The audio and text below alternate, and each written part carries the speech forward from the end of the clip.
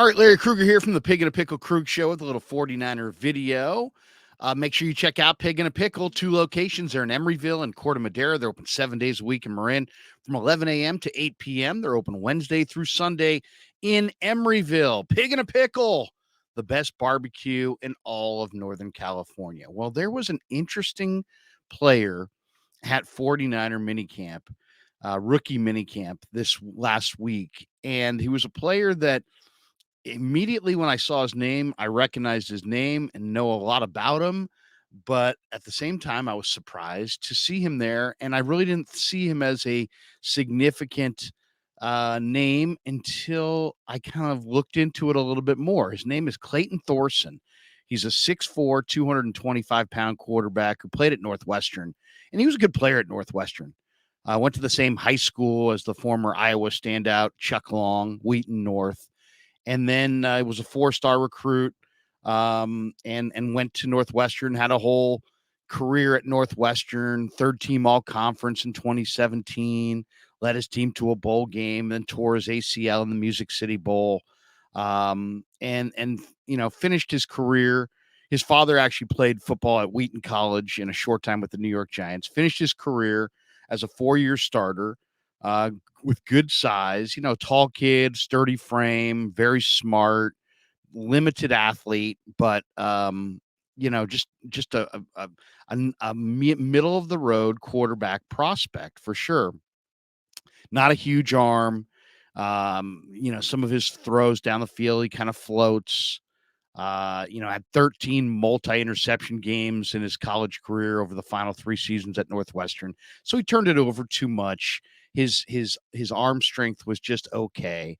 His size was great at 6'4", 220, almost ideal size, but just didn't quite have what you're looking for in an NFL caliber quarterback, and thus he's bounced around a little bit. He's bounced around, played a little bit here, a little bit there, a little bit of backup here, cut here, moved around there. So he hasn't necessarily jumped out to anybody. But one of the things that I thought was interesting is that he wound up in Niner minicamp along with Steven Montez. And they both threw the ball pretty well. In fact, Montez connected twice with Ronnie Bell, who was outstanding during the minicamp. And then Thorson had a 30-yard throw to Tay Martin, the second-year wide receiver. And then Thorson had a longer bomb to Jacor Pearson, the tryout receiver from Ole Miss, who, was there just to try out for the 49ers. But the biggest news from minicamp may involve Thorson. And I didn't realize this, but Matt Barrows for The Athletic wrote this, that Thorson's arm strength is newsworthy, considering that he suffered an elbow injury nearly a year ago while playing in the USFL for the Houston Gamblers in a game against the Philadelphia Stars, ironically enough, and had the exact same internal brace procedure that Brock Purdy had in March. Just looking at Thorson, he really did not look at all to be hindered by the surgery. I mean, he made a couple of really nice throws down the sideline. I mean, he looked like he had as much arm strength in this camp as I ever remember him having at Northwestern. If anything, maybe it was a little improved. So that's great news for the 49ers and for Purdy, especially if Brock Purdy can recover as Clayton Thorson has. It's really interesting, all the similarities here. The exact same injury that Brock had, Thorson had.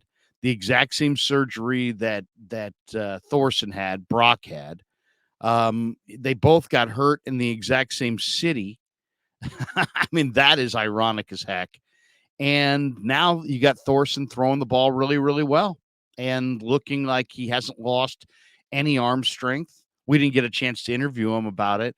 I have no idea if he feels like he has the same zip on the ball, the same accuracy, if he's the same thrower after the internal brace procedure that he was prior. Does he notice any changes? Does he operate with pain? I mean, we didn't get a chance to interview him and ask him any questions at all.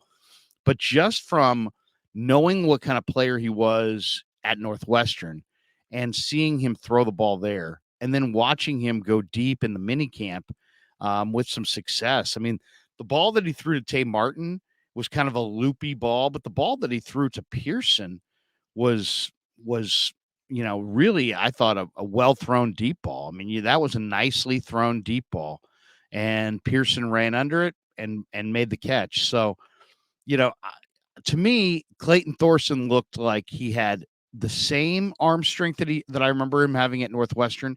He may have even had a little bit more there. I don't remember him throwing the deep ball all that well at Northwestern, and I saw him a lot. So I liked him coming out because I think, he's a smart kid. A lot of people feel like he's a future coach, definitely a guy who's going to have a career in football. So he's been given several opportunities, as you're seeing here. He's passionate about football. That's why he's playing in the USFL for the Houston Gamblers, because the guys who really love the game, they wind up playing in the USFL or the UFL or the NFL Europe or the Canadian League, and they keep it going for a whole lot less money than they would make in the NFL, simply because they love the process. But none of that really is important, because I don't think the 49ers necessarily had Montez or Thorson there to just, I mean, they may make a phone call to Thorson if Brandon Allen doesn't work out for them.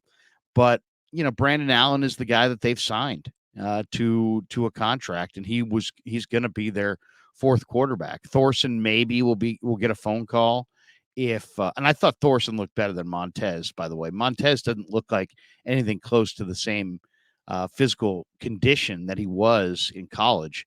But maybe Thorson's a guy that they'll make a phone call to if they have a quarterback injury somewhere along the way and they need to add a body to their roster. Maybe they'll just promote Brandon Allen from number 3 to number 2, and or from number 4 to number 3, I should say, and move a guy like Thorson onto the practice squad. I mean, that's always a possibility. But the bigger story here was that this guy had a very similar injury, the exact same procedure, and he looks to be throwing the ball really, really well.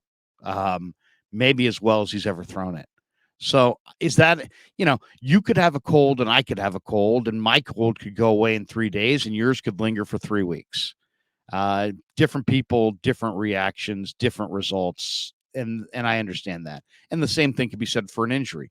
You sprain your ankle, I sprain my ankle. They're the same degree sprain, but you could be up and running in 3 days and I might be up and running in 3 weeks. And it's everybody heals at a different rate. So just because Clayton Thorson had the same procedure, and just because, he's throwing well, and just because he had the same injury, the same procedure, he's throwing well, he heard it in the same city, it all means nothing really. At the end of the day, you can't really say, well, Thorson's fine, so Purdy will be fine. But I'll say this: if Thorson had the same procedure and he was done for his career, I'm sure that would sound the alarm bells for everybody in Brock Purdy's camp. Be like, oh man, Thorson had the same injury, the same surgery, the same procedure, and he's never thrown again. He's out of the game. It doesn't look like that. In fact, Clayton's arm strength, I thought, looked pretty good, if not reminiscent of what I saw at Northwestern. It may have even been a tiny bit better. So I don't know what kind of pain Thorson, operates under. I don't know exactly, if he feels like he's lost anything, any zip, any accuracy, any deep ball, any strength, anything. But all I can tell you is in this camp, he did throw the deep ball effectively, and he had the same procedure that Purdy had. So it may not be a good sign, but it's probably not a bad sign. I'll just take it at that. It's probably not a bad sign that Thorson is, in a camp throwing the deep ball to, guys with 4.4 speed down the field and looking very much like the quarterback that he looked like at Northwestern. Maybe that's a good sign for Brock Purdy going forward. And I look forward to seeing what we see from Brock this summer. Shanahan seemed to indicate that he'll be ready for camp. Does that mean he's going to play in the preseason?